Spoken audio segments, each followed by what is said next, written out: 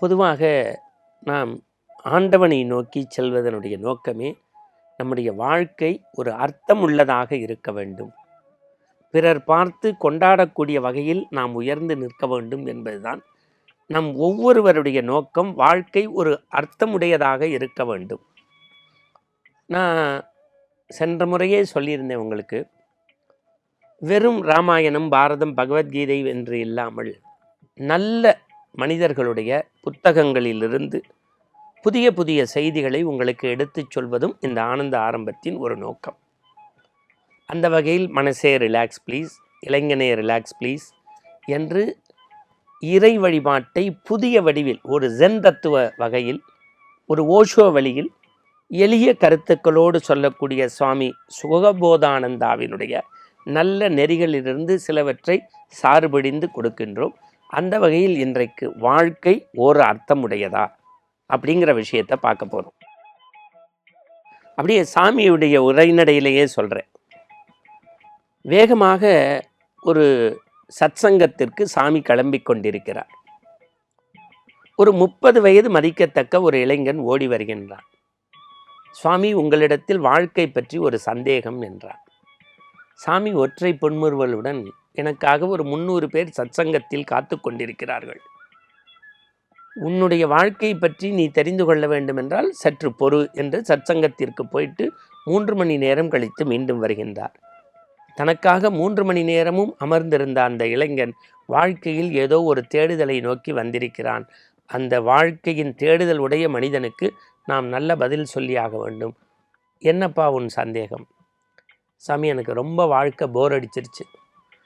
Daily காலைல எந்திரிச்சா பல்லு விளக்கணும், குளிக்கணும், சாப்பிட்ணும், பேப்பர் படிக்கணும், பஸ்ஸை பிடிக்கணும், ஆஃபீஸ் போகணும், திருப்பி வீட்டுக்கு வரணும், டிவி பார்க்கணும், சம்பளம் வாங்கணும், சாப்பிட்ணும், திருமணம் பண்ணிக்கணும், குழந்தைய பார்க்கணும், அவங்கள ஸ்கூலில் விடணும், ஆஃபீஸ் போகணும், திருப்பி வரணும், சாப்பிட்ணும், தூங்கணும்.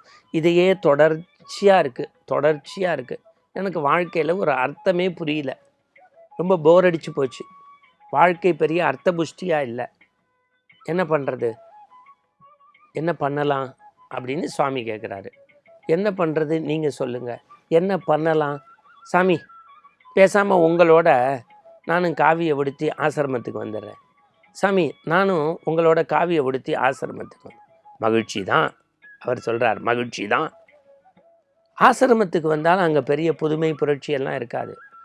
அங்கேயும் பல்லு விளக்கணும், குளிக்கணும், சில வேலைகள் செய்யணும், சாப்பிடணும், சில சமயம் டிவி ஓடும், அதை பார்க்கணும், திருப்பி படுத்து தூங்கணும். இதுக்கும் அதுக்கும் பெரிய வித்தியாசம் இல்லை, அதே ரொட்டீன் ஒர்க்கு தான். ஒரு வேளை அங்கேயும் உனக்கு பிடிக்கலன்னு நீ எங்கேயாவது ஓடிட்டா நான் என்ன செய்கிறது? என்ன சாமி இப்படி சொல்கிறீங்க, உங்கள்கிட்ட விடை கிடைக்கும் தானே வந்தேன். அப்படியா? அப்பன்னா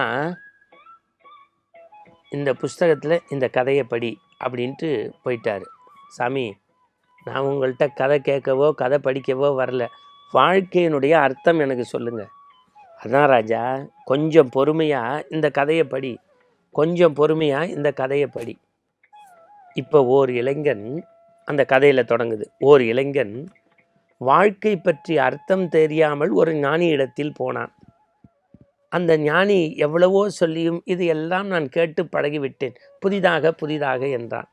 அப்படி என்றால் நீ யார் மற்ற வனாந்தரத்தில் போய் கண்மூடி தியானம் செய்வது என்று எப்படி என்று கேட்டு தெரிந்து பண் என்று சொல்லிவிட்டு அந்த ஞானி விடை பெற்றார். இவர் காட்டுக்கு போனான். நாட்டு மக்களிடம் கேட்டுவதைப் போல காட்டில் வழிகாட்டுவதற்கு யாரும் இல்லை. கண்மூடி எப்படி தியானம் செய்ய வேண்டும், ஜபம் செய்ய வேண்டும், ஜபமாலை உருட்ட வேண்டும் என்று எதுவும் தெரியவில்லை. ஐயோ, எனக்கு வாழ்க்கை பற்றி புரிதல் வேண்டும் என்று வந்தேன், நான் எப்படி கண்மூடி தியானம் செய்வது என்று கூக்குரலிட்டு கத்தினான். ஒரு அசிரிதி வந்தது. மகனே, நீ ஊருக்கு திரும்பு, நீ பார்க்கும் முதல் 3 நபர், நீ ஊருக்கு திரும்பு, நீ பார்க்கும் முதல் 3 நபர் உனக்கு வாழ்க்கை பற்றிய பாடத்தை புரிய வைப்பார்கள். முடிஞ்சிருச்சு. நம்மளுக்கு ரொம்ப சந்தோஷம். கண் விழித்து பார்த்தான். அசிரிதி, ஆக அருமை, இயற்கையே நமக்கு சொல்லிடுச்சு, அப்போ வாழ்க்கை பற்றி புரிதல் என்னன்னு தெரிஞ்சுக்க போகிறோன்னு ஊருக்கு ஓட தொடங்கினான்.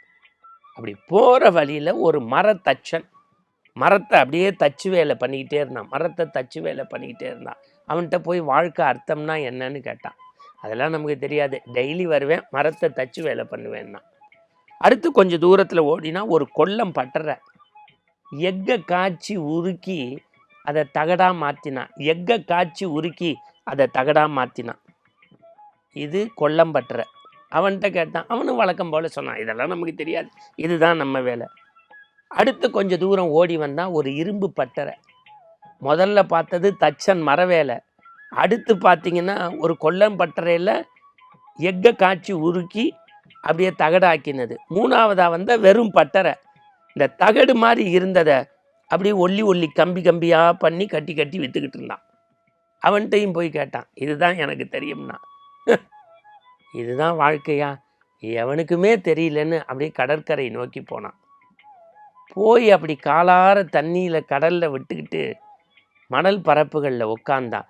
எங்கேயோ ஒரு மெல்லிய இசை காதில் விழுந்தது. கொஞ்சம் கொஞ்சமாக ஈர்த்தது. கொஞ்சம் கொஞ்சமாக எழுந்திருச்சான். அந்த இசை நோக்கி பயணப்பட்டான். யாரோ ஒருவன் வயலினை எடுத்து அந்த மணல் பரப்புகளில் உட்கார்ந்து மணிக்கணக்காக வாசித்தான். அவன் இதயம் ஒரு ரசாயன மாற்றம் ஏற்பட்டது. இப்போது அந்த கானகத்தில் தோன்றிய அசிரிதி கேட்டது. முதல் 3 மனிதரை பார், வாழ்க்கையின் அர்த்தம் உனக்கு புரியும். முதல் மனிதன் தச்சன் வேலை செய்த மரம், அதுதான் வீணை. அடுத்து எஃகு கம்புகளில் தகடாக்கியது, அதுவே அப்படியே வெட்டி வெட்டி வெட்டி கம்பியானது. இந்த மரமும் அந்த கம்பியும் ஒன்று சேர்ந்து கூட்டணி வைத்து ஒரு புதிய மெல்லிசையை வெளியேற்றியது. வாழ்க்கை என்றால் நாம் மட்டும் உண்டு உறங்கி வாழ்வதல்ல, இறைவனோடு பேசுவது, இல்லத்தாரோடு பேசுவது, பிறருக்கு கொடுத்து மகிழ்வது என்கின்ற கூட்டணிதான் வாழ்க்கையினுடைய அர்த்தம். இப்படி சுதபோதானந்தா முடிக்கின்றார். சிதறுகின்ற சொற்களை சேர்த்தால் அது வார்த்தை, சிதறுகின்ற எண்களை சேர்த்தால் அது புதிய கணக்கு, சிதறி கிடக்கும் வண்ணங்களை சேர்த்தால் அது வண்ண ஓவியம். அதுபோல பிறரோடு சேர்த்து கைகுடுக்கி வாழப் பழங்கினால் வாழ்க்கையின் அர்த்தம் புரியும். அந்த புரிந்த வாழ்க்கையே இறைவனின் இறைவழி சேரும். என்ன அற்புதமான கருத்து! இது போன்ற கருத்துக்களுடன் நாளை சந்திப்போம்.